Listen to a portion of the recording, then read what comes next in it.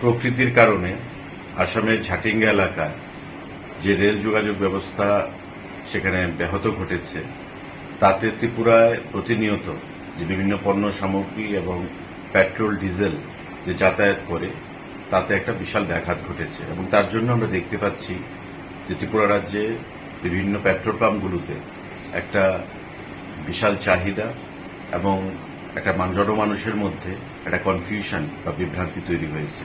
আমি প্রত্যেকের কাছে আহ্বান রাখব যে আমাদের মাননীয় মুখ্যমন্ত্রী সহ আমি এবং আমাদের খাদ্য দপ্তরের আধিকারিকগণ প্রতিনিয়ত ইন্ডিয়ান অয়েলের সঙ্গে রেলওয়ের সঙ্গে কথা বলে যাচ্ছেন এবং যত দ্রুত এই পরিস্থিতি মোকাবিলা করে সম্পূর্ণ নিয়ন্ত্রণে আনা যায় সে বিষয়ে সেখানে আমাদের কথাবার্তা হয়েছে।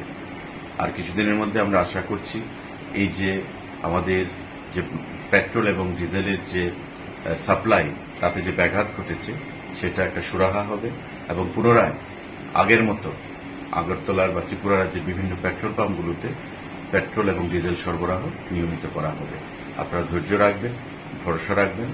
সরকারের তরফ থেকে সম্পূর্ণ ধরনের ব্যবস্থা গ্রহণ করা হচ্ছে।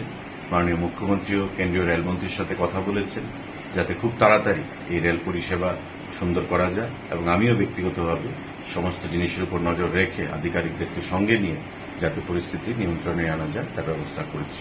তৎসঙ্গে যারা নিত্য প্রয়োজনীয় দ্রব্যের ব্যবসা করে থাকেন, বিশেষ করে আলু, পেঁয়াজ, বিভিন্ন শাকসবজি, একসময় দেখা গেছে যখন যাত্রী পরিষেবা সেখানে বিঘ্নিত ঘটে, রেল পরিষেবা বা আসামে যখন প্রকৃতির কারণে সেখানে যাতায়াত ব্যবস্থার অসুবিধা হয়, তখন ত্রিপুরা রাজ্যের বিভিন্ন নিত্য প্রয়োজনীয় জিনিসের আকাশ ছোঁয়া মূল্যবৃদ্ধি ঘটে থাকে।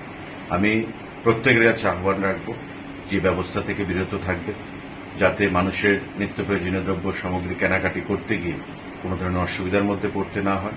প্রশাসনও সজাগ দৃষ্টি রাখছে। কোনো অসাধু ব্যবসায়ী যদি এই পথ অবলম্বন করেন তো অবশ্যই আইনানুগ ব্যবস্থা নেওয়া হবে।